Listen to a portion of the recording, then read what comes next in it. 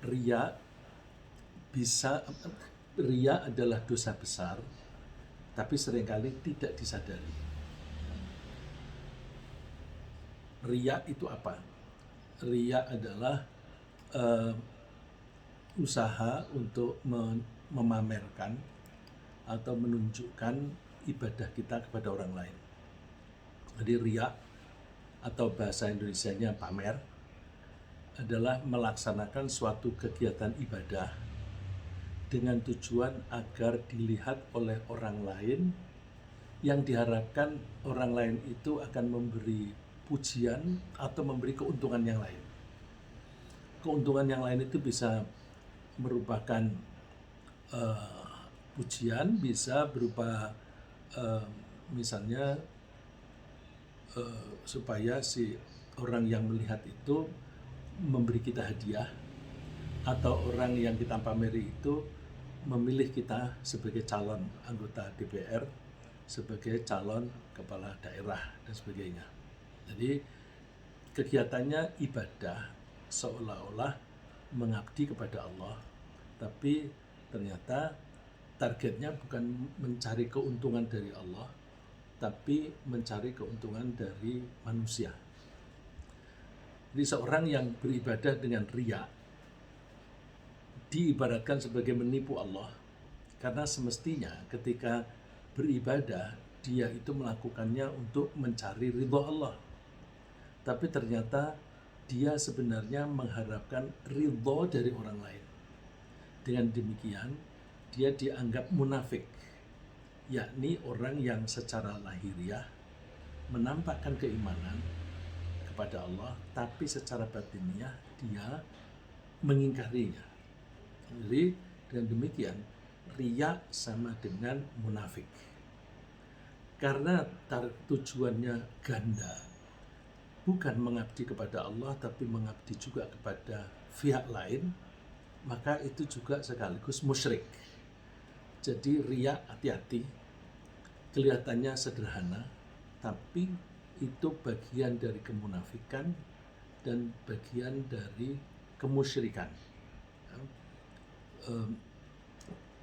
Orang munafik itu yura'u nannas, mereka berusaha menunjukkan kepada orang lain, sebagaimana firman Allah, innal munafiqina yukhati'una Allah wa huwa khati'uhum. Sesungguhnya orang-orang munafik itu berusaha menipu Allah, sedangkan Allah akan membalas tipuan dia. Wa idza qamu ila sholati qamu kusala. Tandanya, indikasinya antara lain ketika mereka berdiri untuk sholat, mereka berdirinya itu bermalas-malasan. Ya bermalas-malasan karena dia hatinya tidak tertuju kepada Allah, tidak merasa dilihat oleh Allah, tidak merasa dinilai oleh Allah. Kenapa begitu? Yura'unan nas, mereka itu berusaha menunjukkan ibadahnya itu kepada orang lain. Jadi bukan menunjukkan kepada Allah, tetapi menunjukkan kepada orang lain untuk mencari ridho orang lain itu. Wala yadhkurunallaha illa qalila. Nah, karena sholatnya itu tidak ditujukan oleh Allah, maka otomatis orang-orang itu tidak mengingat Allah atau tidak menyebut Allah di dalam sholatnya kecuali sedikit. Sedikit itu sebagai supaya kelihatan dia sholat begitu. Ya, misalnya bila mengucapkan Allahu Akbarnya itu keras-keras supaya didengar orang lain. Terus ketika membaca Fatihah itu bacanya difasih-fasihkan sambil dikeraskan supaya tetangganya mendengar, untuk menunjukkan bahwa wah, saya ini orang yang saleh, saya ini orang yang bacaan Qur'annya bagus dan sebagainya. Ya, itu indikasinya orang munafik. Nah, beribadah dalam rangka pamer itu bertentangan dengan perintah Allah. Perintah Allah itu kan kita diperintahkan untuk beribadah dengan niat atau dengan tujuan yang murni. Niat artinya tujuan. Jadi ibadahnya itu mestinya murni ditujukan hanya untuk mencari ridho Allah saja. Tidak ada campuran. Kalau ada campuran berarti tidak murni. Murni itu ikhlas. Jadi dia niatnya tidak ikhlas. Nah, lawan kata dari murni itu tercampur atau ganda. Karena ganda maka itu termasuk musyrik. Jadi perintahnya Allah itu hanya untuk Allah saja, tidak ada untuk yang lain. Wa ma umiru illa liya'budullaha mukhlishina lahuddin. Mereka tidak diperintah kecuali hanya untuk mengabdi kepada Allah sambil memurnikan agamanya dia hanya untuk Allah. Hunafa'a wa yuqimus salata wa yu'tuz zakata wa dzalika dinul qayyimah. Ibadahnya itu, pengabdiannya kepada Allah itu ada kecenderungan hunafa, kecenderungan hanya untuk Allah lah. Kecenderungan itu seringkali diartikan sebagai lurus. Antara lain mengabdinya kepada Allah adalah wa yuqimus shalah, mereka melaksanakan sholat. Sholat itu kelihatannya sederhana, ringan, tapi karena diulang-ulang 5 kali sehari dan harus tepat waktu, maka seringkali itu menjadi hambatan bagi orang yang tidak serius imannya. Wa yutu zakat, dan kita diperintahkan untuk menunaikan zakat. Kita sisihkan sebagian dari harta kita untuk orang lain. Itu namanya zakat. Zakat itu artinya pembersihan. Untuk membersihkan hati kita dari kemusyrikan. Bahwa aku hidup tidak bergantung kepada harta. Aku hidup bergantung kepada Allah. Untuk membuktikan saya rela menyisihkan sebagian dari hartaku untuk orang lain yang membutuhkan. Jadi zakat itu memurnikan hatinya bahwa aku tidak bergantung pada ada harta. Aku duitku sedikit nggak apa-apa, tapi cukup. Yang penting aku menyandarkan hidup saya kepada Allah. Nah, wa dzalika dinul qayyimah. Yang seperti itulah agama yang lurus. Ya. Orang yang riya itu karena tujuannya ganda, maka orang yang riya atau yang pamer dalam beribadah itu bisa dikatakan musyrik atau menggandakan tujuan dalam berbakti. Di satu sisi berbakti kepada Allah, tapi di sisi lain sekaligus juga berbakti kepada orang lain atau pihak lain. Meskipun kemusyrikannya itu tersamar karena orang lain itu nggak lihat, itu pekerjaan hati, atau tidak kentara secara lahiriah. Padahal kemusyrikan itu merupakan pelanggaran dan dosa besar, seperti yang dikatakan oleh Luqman Al-Hakim. Wa idh qala Luqmanu libnihi wa huwa ya'idhuhu ya bunayya la tusyrik billah inna syirka la dhulmun 'adzim. Ketika Luqman Al-Hakim berkata kepada anaknya sambil menasihatinya, hai anakku sayang, janganlah engkau menyekutukan Allah, karena sesungguhnya menyekutukan Allah itu adalah kezaliman yang besar. Jadi zalim itu besar, tapi seberapa besar sih? Oh, ukuran besarnya itu bisa digambarkan, bisa kita tangkap dari ayat berikut. Ya. Allah berfirman, innallaha la yaghfiru ayyushraka bihi wa yaghfiru ma duna dzalika liman yasha. Sesungguhnya Allah tidak akan mengampuni jika Allah itu disekutukan. Loh, seberapa besar? Oh, dosa yang tidak akan terampuni. Kalau orang itu maling, korupsi, membunuh orang dan sebagainya, masih bisa diampuni. Tapi kalau musyrik tidak akan bisa diampuni. Maka berarti kemusyrikan, meskipun kelihatannya pekerjaannya itu sederhana seperti pamer, itu bisa menyebabkan dia menanggung dosa yang besar, lebih besar daripada membunuh orang tanpa hak. Wa yaghfiru ma duna dzalika liman yasha. Padahal Allah itu bersedia mengampuni dosa-dosa yang lain selain musyrik kepada orang yang dikehendaki. Oleh karena itu, wa man yusyrik billahi faqad iftara itsman 'adzima. Barang siapa yang mempersekutukan Allah, maka sungguh dia telah berbuat dosa yang besar.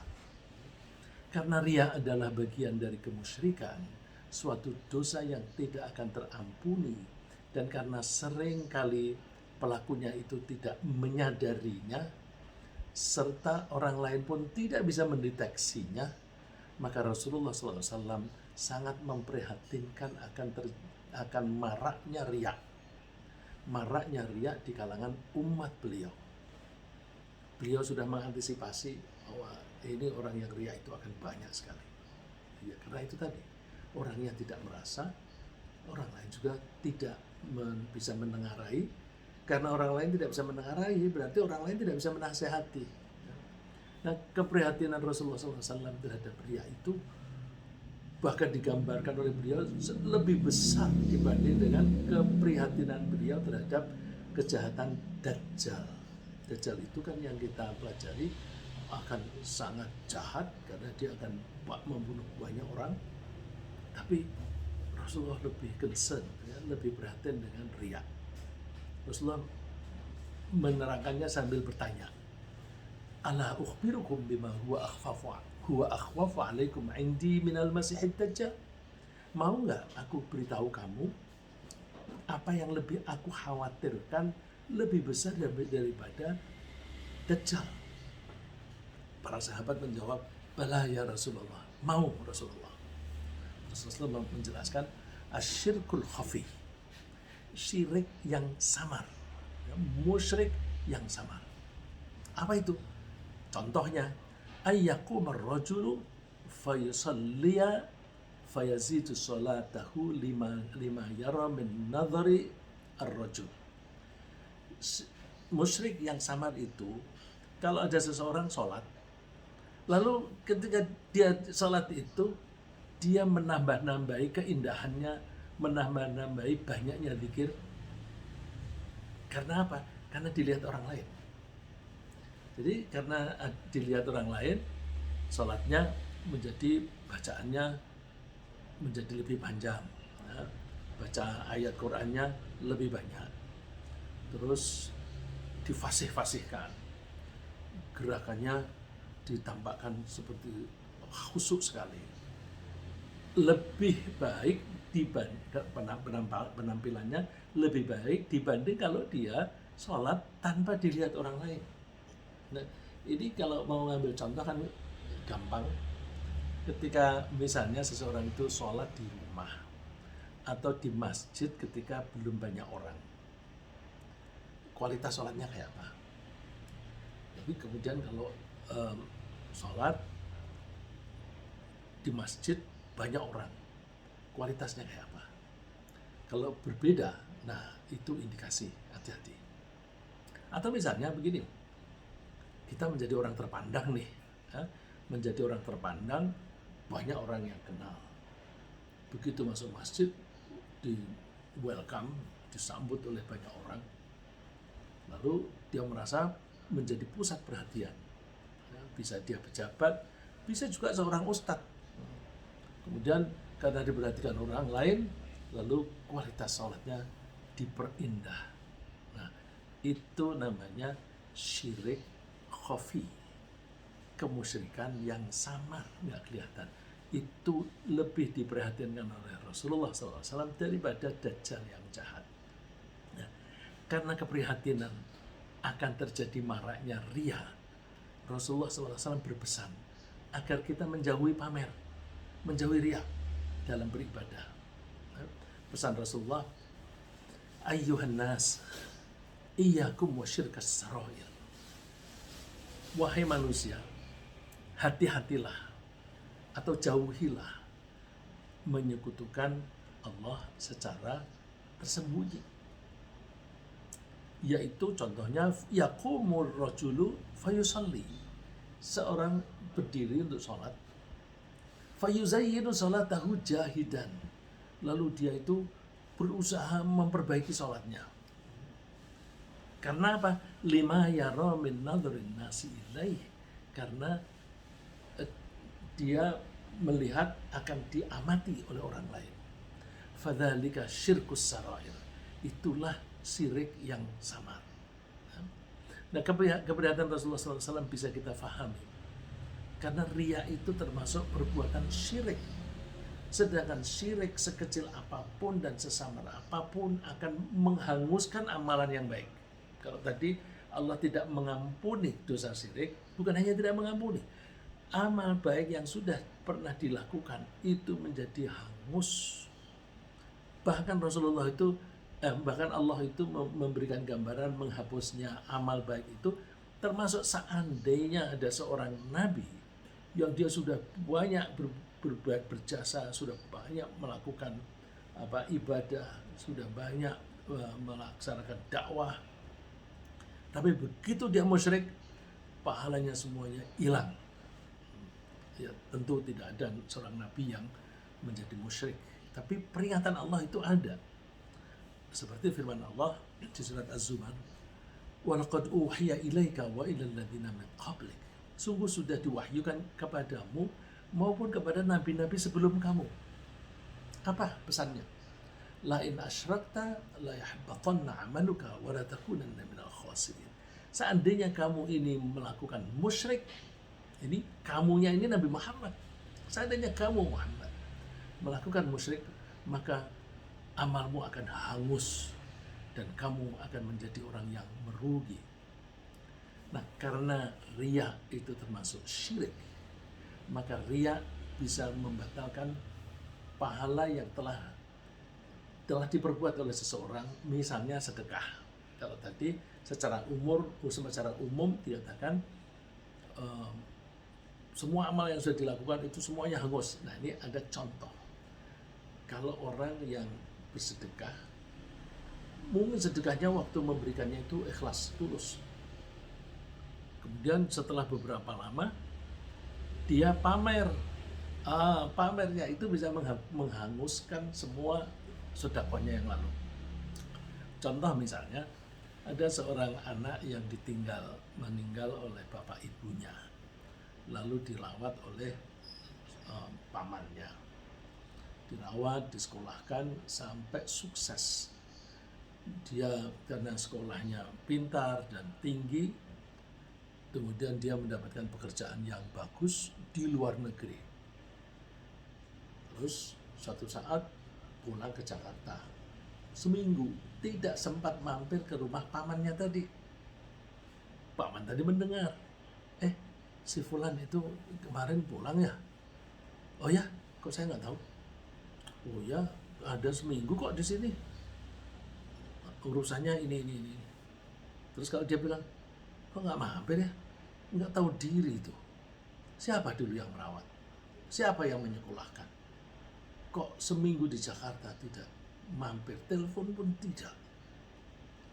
Nah, dia mengungkit-ungkit sedekahnya dulu, meskipun sudah puluhan tahun. Begitu dia pamer menunjukkan kepada temannya tadi, hilang pahalanya. Maka hati-hati dengan riya. Meskipun riyanya itu dilakukan 20 tahun kemudian atau 30 tahun kemudian, itu bisa menghanguskan semua amal. Hati-hati kita. Nah, pahala besar mana yang bisa terhanguskan? Oh, tidak tanggung-tanggung. Seandainya ada orang yang berperang di jalan Allah, betul-betul perang di jalan Allah, mengikuti Nabi Muhammad. Rasulullah SAW berperang, kemudian ada orang yang ikut perang dengan Rasulullah. Tapi kalau dia niatnya salah, pamer, ya nggak ada pahalanya.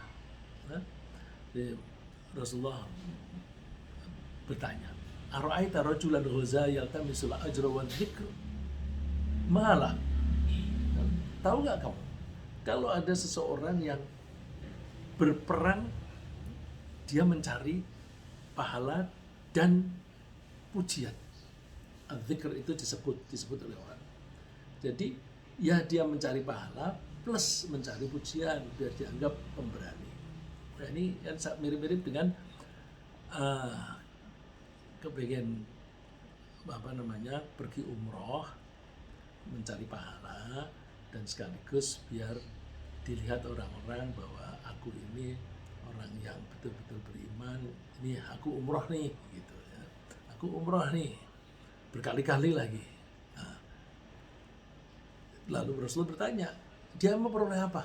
Coba. Terus Rasulullah melanjutkan itu dengan jawaban sekaligus. La syai'alah, dia tidak mendapatkan apa-apa. Dia mengatakan la syai'alah, dia tidak mendapatkan apa-apa itu sampai 3 kali. Sampai 3 kali. Saking pentingnya jangan sampai kita terjerumus di situ. Terus beliau mengatakan, innallaha la yaqbalu minal amali illa ma kana lahu khalisan wa tughiya bihi wajhu. Sesungguhnya Allah tidak akan menerima amal kecuali amal itu murni hanya untuk Allah. Dan amal itu dilakukan hanya dalam rangka mencari ridho Allah. Jadi hati-hati, ya, ini suatu gerakan hati, ya. Gerakan hati yang kita seringkali tidak menyadari. Nah, kalau amalan baik itu bisa batal karena syirik, misalnya dengan riya, maka tentu Allah tidak mau memberi pahala untuk amalan semacam itu besok di akhirat. Orang yang beramal sambil bermusyrik atau sambil riya, itu besok di akhirat akan dipersilahkan, kamu dulu kan sholat minta dipuji oleh rakyat. Udah, sekarang kamu minta aja pahala kepada rakyat. Nggak bisa. Di sana, apalagi kalau rakyatnya masuk neraka, mereka saja tidak bisa menolong diri sendiri. Ya. Rasulullah SAW bersabda, "Idza jama'allahu an-nasa yaumal qiyamah liyaumin la raiba fihi, nada munadin man kana asyraka fi amalin amilahu lillahi ahada falyatlub thawabahu min indi ghairillah fa inna Allah aghna asy-syuraka'i 'anil syirk." Ketika besok kita dikumpulkan di padang mahsyar, nanti akan ada malaikat yang mengumumkan yang semua orang dengar.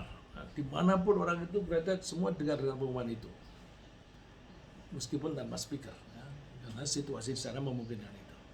Malaikat itu akan mengatakan, siapa yang dulu menyekutukan Allah dengan melakukan suatu amal yang ditujukan disampaikan kepada Allah tapi juga kepada orang lain, maka silahkan dia mencari atau minta pahala dari orang itu selain Allah. Terus diterangkan, sesungguhnya Allah tidak membutuhkan persekutuan semacam itu. Nah, jadi mumpung kita belum ada di akhirat, mumpung kita masih di dunia, kita hati-hati jangan sampai musyrik. Kalau tadi dikatakan tidak diampuni, bagaimana kalau sekarang saya mau tobat? Nah, kalau sekarang tobat karena itu syirik itu kan menjadi kafir, silakan tobat, baca syahadat dan janji kepada Allah tidak akan lagi mengulangi lagi. Nah, pahala yang sudah lalu itu sudah hilang, tapi dia mulai dari nol dari pahalanya. Nah, oleh karena itu bertobat, jangan diulang lagi, dan perbanyak amal mulai sekarang supaya bisa mengkompensasi kesalahan dan kekurangan kita di masa lampau. Jadi tobat, terus style kenceng nih, dari terusan makin rajin supaya mengumpulkan dosanya itu bisa memadai dengan banyaknya umur kita, dengan banyaknya dosa yang sudah kita lakukan. Karena riya itu sangat membahayakan keselamatan dan kebahagiaan kita di akhirat, maka kita usahakan sekuat mungkin untuk menghindarinya. Biasanya seseorang cenderung suka pamer jika dia menikmati pujian lain. Jadi ini salah satu penyakit yang bisa menyebabkan kita riya. Kalau kita suka dipuji, ketika dipuji lalu terus kita berbangga-bangga, ini hati-hati, itu punya potensi untuk riya. Jadi kita itu latihan, kalau dipuji orang, hati kita tetap teguh, kita jangan lalu terus excited, ya, menjadi senang sekali, karena itu bisa menjadi lahan yang yang bagus untuk riya. Nah, itu kita hindari. Memang biasanya orang kalau dipuji kan senang, ya. Tapi senangnya itu ya sambil memuji Allah. Jadi kalau dipuji oleh orang, wah kamu kok pinter, alhamdulillah, Allah saja yang memberi aku kecerdasan. Nah, jadi jangan bilang siapa dulu dong, jangan itu. Tapi ini semuanya kan dari Allah. Bisa saja Allah memberi aku kecerdasan sekarang ini, 5 menit lagi kecerdasanku dicabut. Mencabut kecerdasan orang itu gampang. Misalnya ada orang yang saya kenal sudah puluhan tahun yang lalu, dia pintar sekali. Begitu kecelakaan, dia gegar otak, ada bagian dari otaknya itu yang rusak. Dia setelah sembuh, kecerdasannya dan perilakunya seperti anak-anak kelas 5 SD. Padahal dia sarjana. Jadi mencabut kecerdasan itu begitu gampang. Bisa juga orang pinter, profesor, doktor, kemudian dikasih stroke yang kena otaknya, tiba-tiba hilang itu ilmunya. Ya, jadi kita kalau dipuji orang jangan pernah mengakui itu adalah prestasiku, kembalikan kepada Allah. Nah itu perlunya kita belajar bagaimana kalau riya itu apa, bagaimana kita bisa menghindari. Ya, dengan begitu kita bisa menyingkirkan hal-hal yang bisa mengurangi iman kita sambil kita menambah amal baik.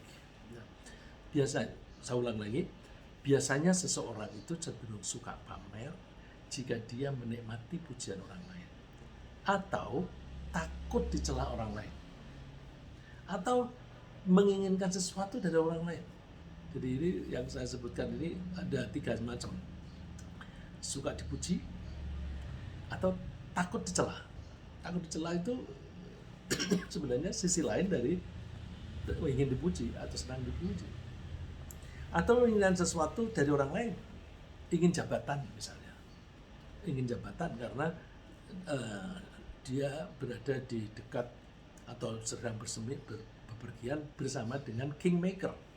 Kingmaker maksudnya seorang yang mempunyai posisi, bisa menunjuk seseorang menjadi menteri, bisa menunjuk seseorang menjadi calon presiden dan sebagainya, atau bisa memberikan pekerjaan di perusahaan itu. Nah itu lalu terus ada kecenderungan pamer. Nah semua itu menunjukkan bahwa dia memiliki kecenderungan untuk melakukan sesuatu jika ada dorongan dari luar. Artinya motivasi dia itu dari luar. Karena dia kan kepingin dipuji, takut dicela, terus menginginkan sesuatu dari orang itu. Berarti itu semuanya adalah motivasi yang ada di luar. Jadi dengan begitu kalau kita kepingin ibadah kita diterima oleh Allah, kita jangan menggunakan external motivation, motivasi dari luar. Maka cara yang efektif untuk mengatasinya secara umum adalah menginternalisasi motivasi. Kita buat motivasi itu dari dalam. Ya. Jadi menginternalisasi motivasi atau berusaha melakukan sesuatu berdasarkan dorongan yang betul-betul dari dalam. Cara yang paling strategis, meskipun itu memerlukan waktu yang lama, adalah kita tanamkan rasa cinta kepada Allah. Kalau kita merasa cinta kepada Allah, maka ketika kita itu melakukan ibadah, itu karena kita ingin dekat dengan Allah. Nggak ada yang lain. Ya. Karena cinta itu mendorong kita untuk mendekati yang kita cintai. Ya. Kalau ini kita mencintai sesuatu, maka kita cenderung untuk mendekat sesuatu yang kita cintai. Kalau ini orang, kita berusaha mendekati orang yang kita cintai. Kalau ini misalnya Allah, kita mencintai Allah, maka kita akan berusaha mendekati Allah. Nah, keinginan mendekat itu dari dalam. Nah, itu berarti motivasinya itu dari dalam. Karena dengan ada rasanya, dengan ada cinta kepada Allah, akan muncul dari jiwa kita itu rasa rindu. rasa rindu itu ingin ketemu. Kalau ingin ketemu dilarang-larang dari orang atau dicegah oleh orang lain, nggak peduli dia. Pokoknya aku kepengen ketemu. Nah, orang mukmin itu selalu lebih mencintai Allah lebih besar daripada apapun. Walladzina amanu asyaddu hubban lillah. Orang-orang yang beriman itu amat cinta kepada Allah Subhanahu wa taala. Nah, dengan modal cinta kepada Allah itu kita akan merasa rindu kepadanya sehingga kita cenderung berperilaku baik atau soleh hanya karena ingin berjumpa dengan Allah. Allah menjanjikan akan menjumpai kita jika kita tidak menyekutukannya dan tidak mendua dalam merumuskan tujuan dalam beribadah. Faman kana yarju liqa Allah, faman kana yarju liqa rabbih falyamal amalan shalihan wa la yusyrik biibadati rabbih ahada. Siapa yang mengharapkan bertemu dengan Tuhannya, yang mengharapkan ketemu itu kan orang yang mencintainya. Caranya gimana? Falyamal amalan shalihan. Hendaklah dia berbuat baik, tapi jangan menyekutukan Allah ketika dia melakukan ibadah. Jangan menyekutukan dengan siapapun. Jadi apapun yang kita lakukan hanya untuk Allah saja, nggak ada yang lain. Jadi nggak ada misalnya sekali tepuk tujuh nyawa mati, sekali dayung 3 pulau terlampaui. Nggak usah. Kita sekali dayung hanya 1 pulau saja. Ini ibaratnya. Kita melakukan apapun, ibadah apapun, tujuan kita hanya satu, Allah. Nah, untuk mengintensifkan latihan supaya kita bisa melakukan apapun hanya untuk Allah, maka setiap saat kita akan melakukan suatu tindakan apapun, kita memulai dengan bertanya pada diri sendiri, tujuanku apa sih? Tujuanku apa sih? Misalnya, yang sederhana, mau tidur. Aku mau tidur. Tujuanku apa ini? Kalau tidur hanya tujuannya memenuhi kebutuhan instinktif karena ngantuk, ya udah, itu bukan karena Allah. Kalau bukan karena Allah, ya dia tidak akan dapat pahala. Tapi bandingkan, aku mau tidur cepat dengan tujuan agar aku bisa bangun sebelum subuh supaya aku bisa sholat subuh berjamaah di masjid. Maka tidurnya ini dipersembahkan untuk Allah. Tidurnya itu bagian dari sholat subuh. Tidurnya pun dapat pahala. Atau aku harus cepat-cepat ini. Aku kepengen membiasakan sholat malam. Maka aku habis sholat isya, udah langsung tidur. Nanti jam 2 atau setengah 2 bangun. Terus sholat, zikir atau baca Quran sampai subuh. Kalau ngantuk lagi gimana? Nanti gampang bisa tidur di siang hari. Nah, itu tidurnya karena Allah. Demikian juga ketika kita mau bersedekah, hati-hati dalam bersedekah. Kita bertanya pada diri sendiri, apakah aku bersedekah ini agar dipuji sebagai orang dermawan? Atau aku bersedekah agar si penerima sedekah itu tunduk patuh kepadaku? Nah, kalau ada orang yang mata duitan, begitu kita kasih duit kan seneng dia, terus dia tunduk patuh, kasih aja duit, nanti kan nurut. Nah, seperti politisi-politisi itu kan, udah asal kasih duit nanti kan nurut, suruh menyetujui undang-undang ini, undang-undang itu, meskipun itu menyengsarakan rakyat misalnya ya, nurut aja. Nah, itu hati-hati ya. Ataukah misalnya aku bersedekah ini semata-mata hanya untuk mencari ridha Allah? Allah menyatakan, wa ma li ahadin 'indahu min ni'matin tujza illa bitigha'a wajhi rabbil a'la. Tidak ada seorang pun yang ketika memberikan kenikmatan kepada orang lain itu tidak akan diganti, tidak akan diberi pahala oleh Allah kecuali pemberiannya itu ibtigha'a wajhi rabbi, dalam rangka mencari ridho Tuhannya yang maha tinggi. Wala saufa yardha, dan kelak orang itu akan merasa ridho. Karena apa? Sedekahnya itu ternyata menghasilkan kenikmatan di akhirat. di surga. Dia, alhamdulillah, aku dulu bersedekahnya 500.000, aku mendapatkan kenikmatan sebanyak ini. Jadi ada suatu cerita seorang sahabat yang biasanya itu rajin ke masjid. Rasulullah melihat kok nggak ada orang itu. Terus sampai sudah 2 hari atau 3 hari begitu kok nggak kelihatan. Dia tanya, kemana dia? Wah, nggak tahu. Siapa yang tahu rumahnya? Rasulullah diajak ke rumahnya. Sampai di situ ketemu istrinya. Istrinya bilang, oh sudah meninggal. Apa kata-kata dia terakhir?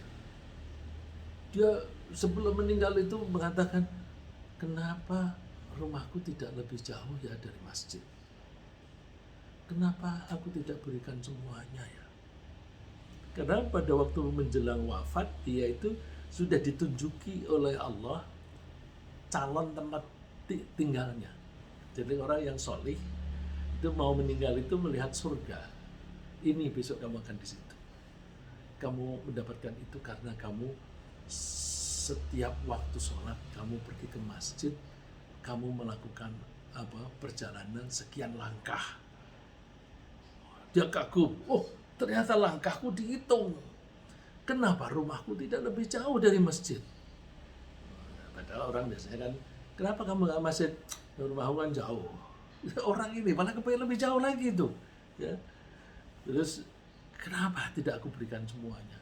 Oh, ternyata yang dia sedekahkan itu pahalanya berlipat-lipat. Dia menyesal, kenapa nggak aku berikan semuanya? Biar aku mendapatkan nikmatan yang lebih gitu. Ya. Jadi kita setiap kali mau melakukan apapun, kita tanya pada diri sendiri, what is my purpose? Apa tujuanku ini? Apakah hanya karena Allah atau ada campuran, atau bahkan sama sekali tidak untuk Allah tapi untuk yang lain? Nah, ya mudah-mudahan pembahasan kita yang pendek ini bisa memotivasi kita untuk memurnikan ibadah kita hanya untuk Allah. Secara ringkas yang kita bahas pagi ini, bahwa beribadah dengan riya sama dengan berusaha menipu Allah. Riya adalah syirik yang sama, dosa yang besar yang tak terampuni. Riya bisa membatalkan pahala dan menghapuskan amal. Untuk menjauhkan diri dari riya atau menjauhkan riya dari kita bangun rasa cinta kepada Allah. Kalau kita cinta kepada Allah, kita terdorong oleh rasa rindu, kita beribadah dengan motivasi hanya ingin dekat dan berjumpa dengan Allah. Semoga Allah menjauhkan kita dari riya, sehingga kita bisa memurnikan niat ibadah kita hanya untuk mencari ridha Allah. Amin ya rabbal alamin.